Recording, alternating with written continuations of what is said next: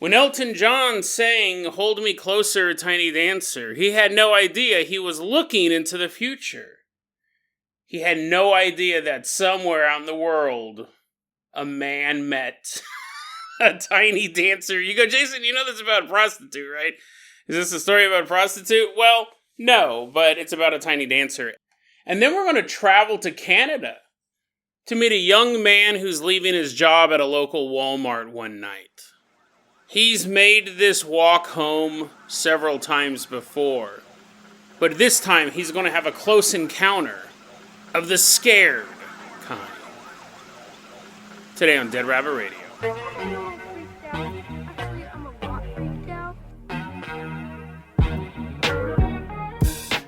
Hey everyone, welcome back to another episode of Dead Rabbit Radio. I'm your host, Jason Carpenter. I'm having a great day. I hope you guys are having a great day too. I hope you guys are having tons of fun, doing whatever you're doing. Hope you guys have some awesome plans for the weekend.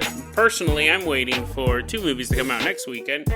Expendables 4, and then there's some movie on Hulu called No One Will Help You, or No One Will Save You. I'll put the trailer in the show notes. You're like, Jason, I'm not interested in Expendables 4. You can save the trailer on that. I'll put it in there anyways. I just saw the trailer for this movie called No One Can Save You or No One Can Help You. It's going to premiere on Hulu on September 22nd. This isn't an ad read. I just saw the trailer. It looked really cool. Looks dope. I'll put it in the show notes. But someone who's always in the show notes, someone who's lurking behind each letter, hiding out there, is one of our live stream contributors. Everyone get on your feet and give it up for everyone's favorite note stalker, Bishibashi. Woohoo! Yeah! Wee! Bishibashi, we found you behind that ampersand. Or is it ampersand? Doesn't matter. Bishibashi, you're going to be our captain, our pilot this episode. If you guys can't support the Patreon or the live stream, that's totally fine. It truly, truly is. Just help spread the word about Dead Rabbit Radio. That helps out so much. Tell your friends, tell your family, tell everyone you know. Dead Rabbit Radio is your favorite paranormal show. And to those of you who do support the Patreon, apparently there's been a glitch lately where people haven't been getting charged. A couple of you guys go, hey, I noticed I was kicked off of the Patreon, and they re-signed up. So if you signed up for the Patreon a long time ago, and if you care, right, you don't have to do this, but double check to see if you're still signed up. And if not, that's okay too. I don't stress so much about the Patreon. It definitely really helps. It helps me pay the bills, helps me get groceries and stuff like that, and I'm grateful for every dollar that I get through the Patreon or through the live stream. But it's honestly, if you guys can't support it, it's totally not a big deal. I'm just glad you guys are along for the ride, because I could make $1 million a month, but if no one's passionately listening to the podcast, then what's the point? I'm honest about that. Bishibashi, I'm going to go ahead and toss you the keys to the Jason Jalopy we're leaving behind Dead Rabbit Command. Drive us all the way out to a small town. We don't have an exact location for this story, or really a year either. The person who posted it, we're going to call them Jackson, simply said it was summertime. But I'm assuming that it's not a super old story. Probably this has happened in the past 20 years, 2000s forward. He said, back during this summer, I lived in a small rural town. And it was beautiful because when it got dark, when the sun went down, you could actually see the night sky. There was very little to no light pollution. So that sun went down and you're like, there it is, Ma, Pa, that old Milky Way them city slickers be talking about, but they never be seeing. Neil deGrasse Tyson needs a fancy telescope to see what I can see with my two eyeballs and looking up. They're like, why do you always gotta brag? Why are you always out there bragging all the time, Jackson? He's proud of his town. And what he would do is, very often, he would go out for late night walks. That's dumb. I don't think that's a great idea. You can brag all you want about the fact that you can see the cosmos, but going out for late night walks isn't that smart. But anyways, this particular day, it doesn't say if he's listening to headphones, which would be normal. He might be carrying like a boombox or have like a little Beats by Dre pill that he's walking around with. That now you are just bragging. You're just walking around and you're like, look at me, woodland creatures. I can play music on my Beats by Dre pill speaker. And the reason why it's important because if he's listening with headphones, let me just tell you the story. just all you get distracted by the most minute details when you tell this stuff. Jackson is walking He's done this walk 100 times before. He's walking out and he gets to this fishing pond near the edge of town. And he sees something moving near the pond.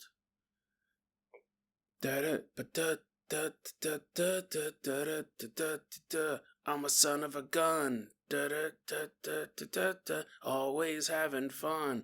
Jackson's listening to his music, his copyright-free music, and he sees this thing moving by the edge of the pond. My mama always told me I'd never make it, but here I am in Jackson's head. I'm riding in his headphones. Just walking towards the lake. It's like a super specific song. Jackson's like, I love this song. It's late at night, there's no light pollution. Eat it, Neil deGrasse Tyson, you suck. Jackson's grooving out. But anyway, I don't know what the song was. It actually is kind of important. I don't know what the song was. And I don't know if he was listening to it with headphones or like a boombox. But whatever the thing, he notices that whatever is standing by the edge of the lake is moving in rhythm to the music. Dancing to the music. So see, it is important. If he's listening with headphones, it's even weirder. And you go, Jason, it's just like a frog or something like that. It's a frog having a seizure. It's something. It's something normal. But it's not. You're wrong. It's actually, he clearly sees a translucent old man. You're like, Jason, you really... It's like 5 minutes into the story and you finally got to the interesting part of your stupid song. It's a translucent old man, and he describes him as a little old man. So I don't think he's tiny like a fairy, but like, let's say he's probably, if you had to describe someone as a little old man, I'd say probably 3 feet. 3 foot tall, translucent old man. Dancing in rhythm to he's like that guy from the Six Flags commercials. He's all doing all these acrobatic flips. Jackson is watching this translucent little old man dance to his music. And it's funny because Jackson's reaction to this is, I've clearly gone insane. I'm watching this little see-through man dance by the river. I'm nuts. Like, this is not real. This is impossible.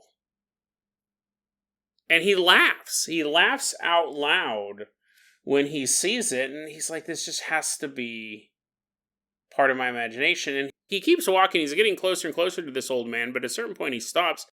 And the old man just seems to keep dancing on, almost totally oblivious to Jackson's presence. He can hear the music. He's a slave to the rhythm of Jackson's music, but he's not really engaging with Jackson at all. Well, Jackson said this is the best indicator we have for the height. Jackson said that he knelt down to get at eye level with the dancing old man. So I think a 3 foot would probably, again, be an estimate of, let's say he's the average, which is 5'9". Kneeling down is going to put you eye to eye. I don't think he's a little tiny leprechaun-sized guy, but Jackson kneels down so he can get eye-to-eye level with the old man, and he turns on his phone flashlight to get a better look. Because here's the thing, he believes it isn't real.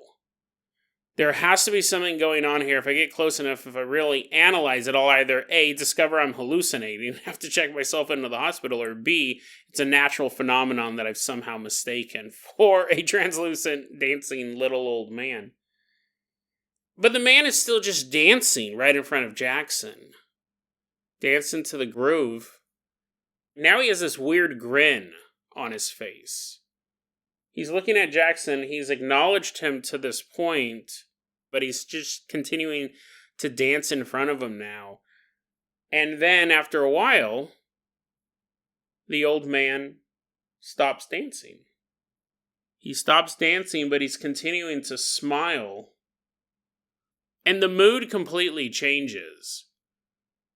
Jackson said that this deep and true fear began to well up inside of him, something that he had never felt before. Instinctual terror was flowing through his veins, and he takes the phone flashlight and he shines it back up at the old man. Directly at this point, I think this is the closest. I think he was using the flashlight at more of a distance as he was walking towards this figure and being like, what in the world is that? But now that he's kneeling down, and he shines the flashlight right up at this old man. All of a sudden, the light is refracted through this spectral figure. He said it was like shining a light into a prism. You could see it split off into rainbows in every direction. Jackson stood up and took off running. And he said, I felt that fear pushing me forward. It was not just, I was creeped out. It was something so much deeper than that. I turned and I ran as fast as I could until I got back home. It's really interesting because, again, we don't really know exactly when this story took place.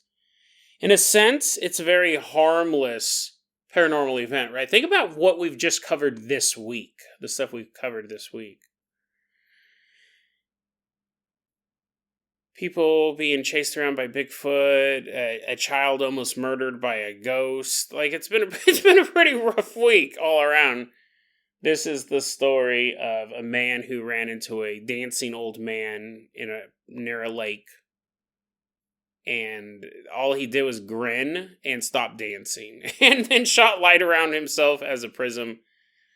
But this left such a lasting impression. This was posted, I called him Jackson. This was posted online by someone going by the name Wrongdoer Evening 7442. And they stated, this is how they ended it. They go, quote, I don't like thinking about it. I feel like if I do, it will find me. I know I sound crazy, but I've never told anyone about it, and I will never go back there again. So what was this thing? I mean, if I had to guess, we do a lot of that on this show. I don't think it was a figment of his imagination. I think he saw something. A lot of you guys are probably waiting for talk about fairies. You're like, oh, he's going to talk about fae folk, and that'll be entertaining because he hates them so much. I mean, you could kind of go for that. What's interesting is, like, if you were a malevolent spirit trying to lure people to their doom, you would pick, like, a sexy woman. That would actually be great, right? You walk through the woods, you live in a small country town, and all of a sudden, like, Megan Fox or Jessica Alba's dancing by the edge of the lake. Like, I could shoot lights through her all day long, and it's refracting as rainbows, and I'm not leaving the scene. What's enticing about an old person dancing? I mean, yes, again, a major company built an entire ad campaign around it, but that's not alluring. And I'm not saying that every ghost or every encounter with the paranormal has to be sexy. I mean, it would be awesome if it was. I get that not all of them have to be, but then there's the opposite of alluring. There's the opposite of sexy. And that's an old man really doing anything, if you think about it, right? But definitely an old man dancing by the side of the lake. Or not even dancing anywhere. You could be dancing at a bar mitzvah. You're like, that is kind of ruined the mood. I'm not saying that old people need to be removed from public life. Old people can dance all they want. What I'm saying is that, let's put it this way, if I was walking down the street and a sexy lady jumped out of a car and was dancing and said, get in, I wouldn't get in the car, but I'd be more likely to be near the car or walk near the car than if an old man jumped out of a car and it was dancing in front of me and said, get in, I'm not even walking near him. I might move. I might leave the city. I don't know what this entity was attempting to do. Maybe that's his true form. Maybe he doesn't have the ability to shapeshift into a Leah or something like that, some sexy bombshell or whatever. Maybe this is his true only form. It's an old man. It's a translucent old man. But then what did he want? What did he want with this? Would he have been dancing out there had Jackson never shown up? If Jackson was listening to the music through his headphones, and again, this is tricky, that means whatever this was in his head. It could hear the music coming through his headphones. If he's listening with a boombox, I mean, it's still a spectacular story. It's still an idea of the weirdness out there in the world, but it's a different level of weirdness if they can actually hear what we hear versus they're just hearing a boombox, which, porcupines are hearing that and birds are hearing that. But it's one of those stories, and again, it left him with such a level of fear that I get not wanting to go back there. a lot of stories we cover, people move out of houses and stuff like that, but he's like, I don't even want to think about it. I don't even want to remember it. I feel like even talking about it will bring it back. And when I read that, I thought, well, I also got to say, if someone else talks about it on a podcast, then this guy might be in trouble. All of a sudden, this old dancing man shows up. He's like, why are you back? I haven't thought about you for years. I put that post on Reddit, but no one read that. But then us talking about it and thinking about it every time we think about this story, the old man shows back up. He's all dabbing on this dude. He's, what's that thing where you move the butt? He's twerking. This guy's at work. He's like, go away, old man. He's at a rest home, so he doesn't know which one's a real old man or which one's the translucent old man. Well, I guess that's kind of the giveaway. He's like, I'm pretty sure that guy's the ghost or whatever he is because I can see right through him. This ghost is all twerking against him. Crazy story. He doesn't even want to think about it. Doesn't want to tell anyone about it. It's that terrifying to him. It's funny because it's just a weird story for us. But it left such a lasting impression. He never went back out there. He doesn't even want to talk about it. He believes even thinking about it will invite this old man back into his life. So what happened out there? Quite a bizarre story because it doesn't seem like a lot, but something happened. Again, this might be one of those stories where more things happen than he remembers. But, it definitely messed him up.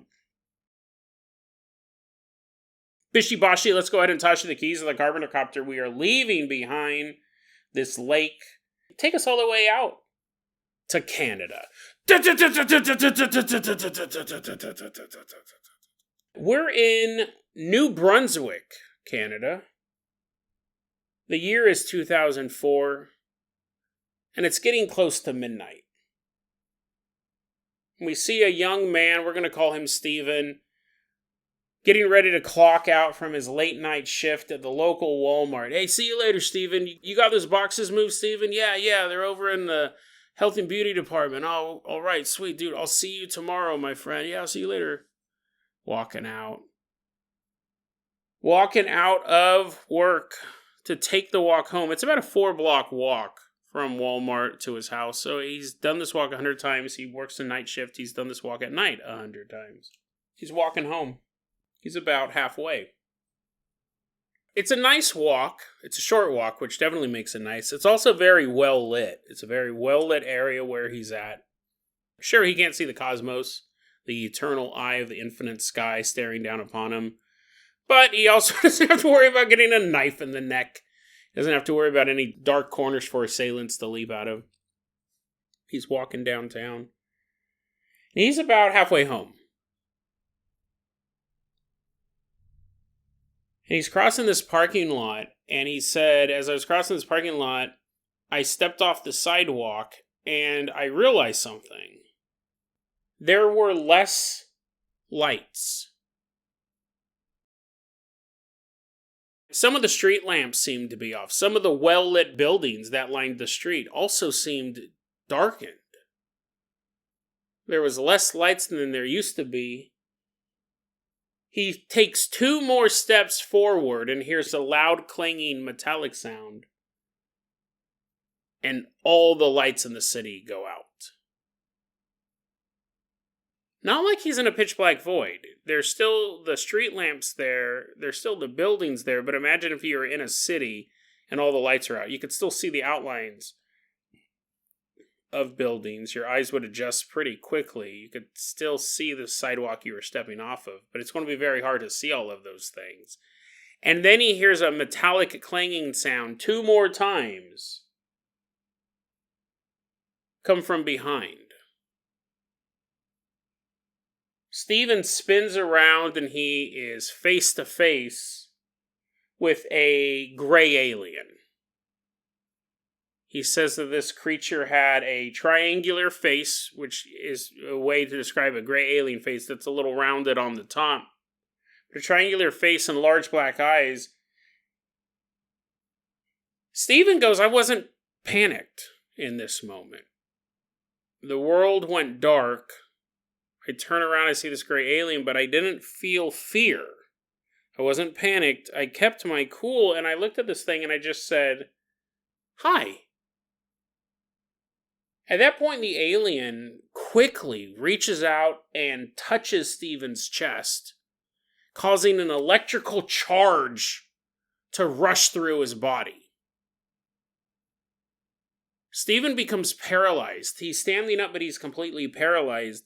And he feels fear. But Stephen goes, I wasn't afraid because I was in this dark landscape, still on Earth, but in this dark landscape with this gray alien. I wasn't afraid because it had paralyzed me with this electrical charge. He goes, I didn't want to be scared.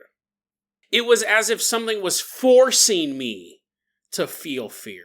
It was a very unnatural feeling. He goes, I could feel myself become afraid, but it was forced upon me. I was not naturally afraid. It's a super weird distinction, isn't it? He still was not in fear, but it was pushed through him. The next thing he knows, he is laying on his back on a metallic table. He's left the city streets of New Brunswick. He's now on this metallic table. And he's surrounded by 6 beings, 6 entities that he describes as black in color, very thin, and each of them had to have been between 7 to 8 feet tall. Very rare description for aliens. If anything, that's like closer to a shadow man. And one of these black entities pushes its hand into Stephen's body. And it just phases right through his flesh, his muscle tissue. The pain is intense. It's exactly how you would think being penetrated would be by anything. Deep into your body, he can feel this creature sliding its arm deeper and deeper through his guts. The pain is unbearable. And it's just starting. Stephen said, I felt his entire form fused with mine, and in that moment, it was like every atom in me had been torn apart and thrown across the universe. And then my body was reassembled just as quickly. He said it was unbearable. It was the worst pain you could ever possibly feel. He was torn to pieces at an atomic level and then reassembled by a entity that seems to have no care over whether or not it hurts. It was running an experiment. It had about as much empathy as we would testing medicines on mice or cutting their brains open to see how things work. He said I blacked out. I mean, the pain was just... I mean, it's nothing you could have ever prepared for. They don't talk about that when you're growing up in your health and body class, that someday you may be completely torn to shreds and spread across the universe. He had no concept of pain on that level. He blacks out. He says the next thing he knows, he wakes up, he's on the floor, which is also metallic. He's now laying on the floor, and there's only 4 of these entities standing around him.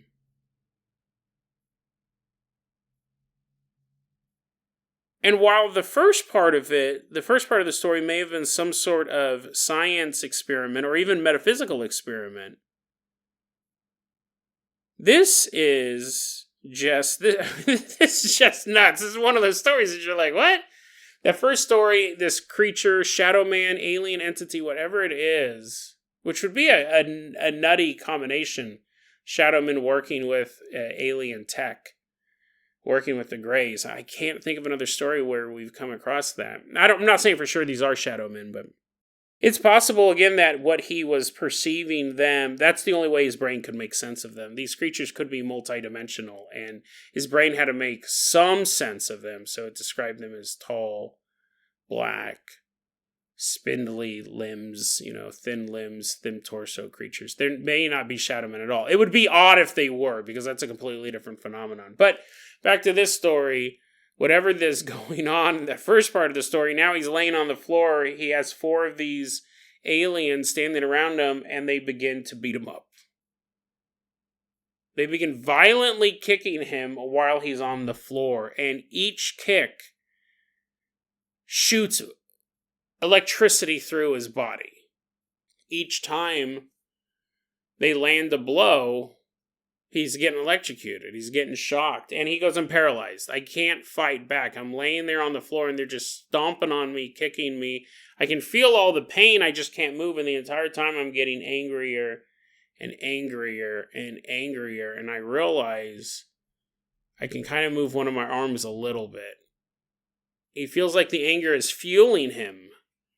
Finally, when he feels like his rage meter is filled up, he finally takes a swing and hits one of the entities.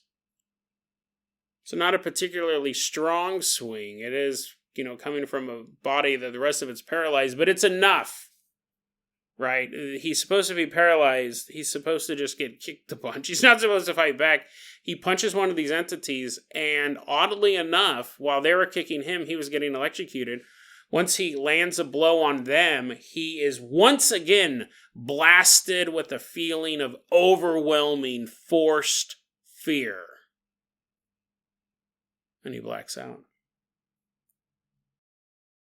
Next thing he knows, he wakes up in bed.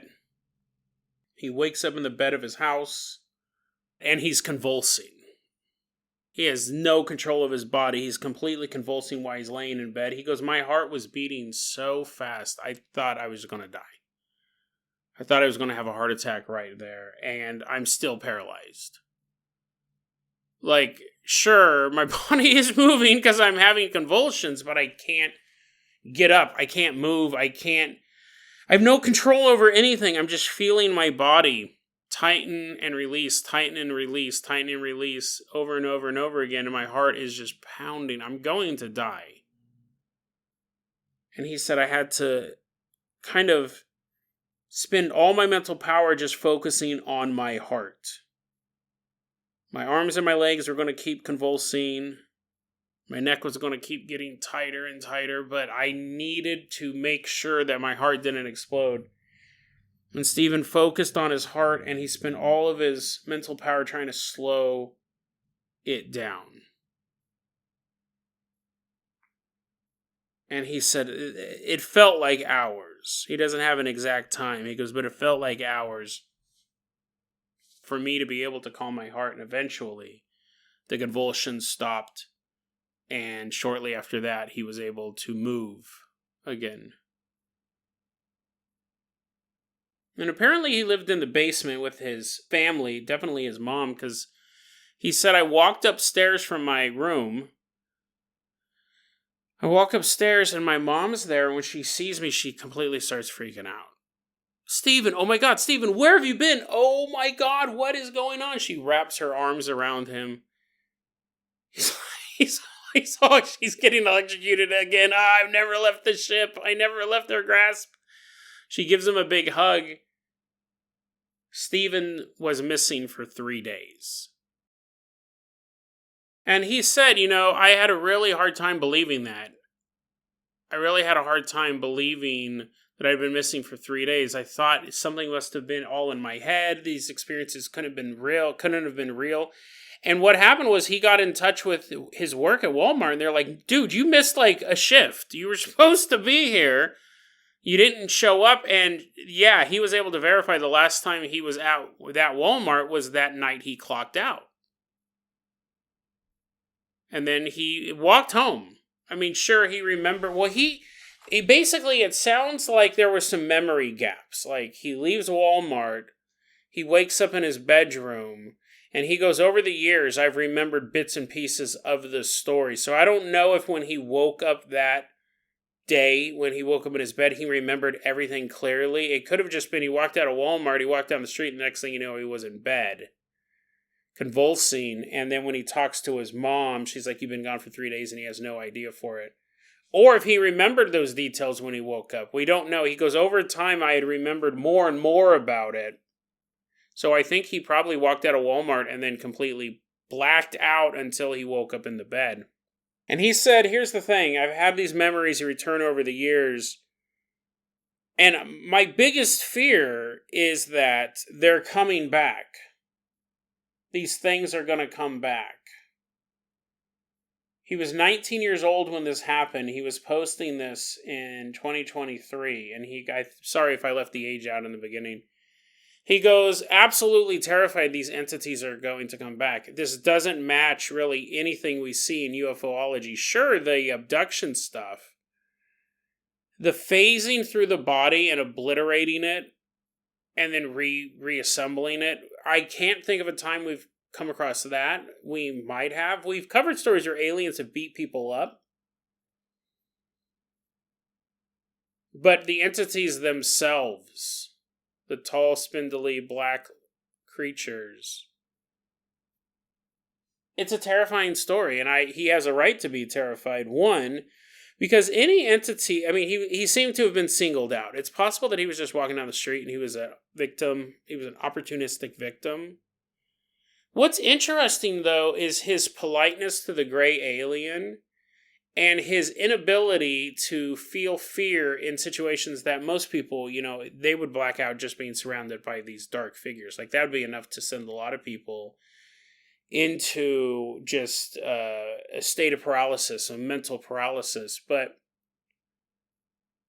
he didn't want to fear them. He didn't naturally fear them. They had to make him fearful, and they seemed to do it deliberately. And that could have been why they chose him. They wanted to know how to force fear into somebody that doesn't fear them. And again, because he doesn't remember bits and pieces, it's possible that he didn't fully the blackouts are possible where he blacked out due to the pain, or due to being moved from one location to the other, or he could remember more and more stuff that he just doesn't remember. But them kicking him on the ground, that's not something, like I said, we've covered stories where aliens beat up people. They're super rare. We've covered them on this show, but again, it takes hours upon hours upon hours to find content for this show. It's a big chunk of my week. I found this story on phantomsandmonsters.com. It's a fantastic website. I always encourage you guys to go check it out. Great, great stuff there constantly. And both alien attack stories that I'm thinking of, we might have had other ones in the past, but they tend to take place on Earth. This one was in the safety of their spaceship, wherever this location was, and they were still kicking him. And they were kicking him with these electrical charges, too. And then when he punched them, they once again made him feel fearful. I'm wondering if something happened in between the creature phasing through him and then him getting kicked. Was there a reason for them to kick him? Did he try escaping? Did he not follow along with their experiments? Were their experiments failing? And so they were punishing him for that? Or were the aliens just evil? They just wanted to kick him. It's a crazy story, and yeah, you would be terrified. This is a very violent encounter, even as far as alien encounters go. Getting abducted, having medical experiments done on you, that's a level of violence, but this was almost just a mean violence. If someone takes you aboard their starships and starts messing with your reproductive organs, you can kind of make sense of that. It's not cool. I'm not pro it, but we do it to animals. We do it to lesser animals on Earth, so it would make sense for an alien to do that. It's a sick person who kidnaps a dog and then gets 3 of his buddies to kick it. And it's not a science experiment at that point, right? It's just you being cruel. I'm terrified of these entities to this day, 1, because of that, and 2, this happened back in 2004. It was the only experience he ever had with these things. Well, July 22nd, 2023, he's now a 36-year-old father. One night, him and his wife were in their bedroom, and they heard their 6-month-old daughter crying over the baby intercom, the baby monitor. Steven goes, we got up to check on our daughter. My wife went to go make a bottle for her, and I went into her nursery. He picked up the baby, walked out of the nursery, and that's when something caught his eye outside the window. He saw standing there for just a moment. A tall, thin, black entity standing right outside his house. He said it darted away so fast. But you would have to imagine they've returned. What do they want? Why are they here? We don't know. But the stakes go up when children are involved. When your children are now in the sights of these malicious creatures, you know how bad it got for you. You know how awful it was. But imagine what they could do to a 6-month-old baby. And there's no way to protect her. If they want her, they'll take her. And I'm sure in that moment, when he saw that figure standing outside the house, Stephen didn't need any sort of alien encouragement. Stephen didn't need one of these figures to use some mind control superpower on him. I'm sure in that moment, Stephen felt true and real fear. deadrabbitradio@gmail.com is going to be our email address. You can also hit us up at facebook.com/deadrabbitradio. TikTok is @deadrabbitradio. Dead Rabbit Radio is the daily paranormal conspiracy and true crime podcast. You don't have to listen to it every day, but I'm so glad you listened to it today. Have a great weekend.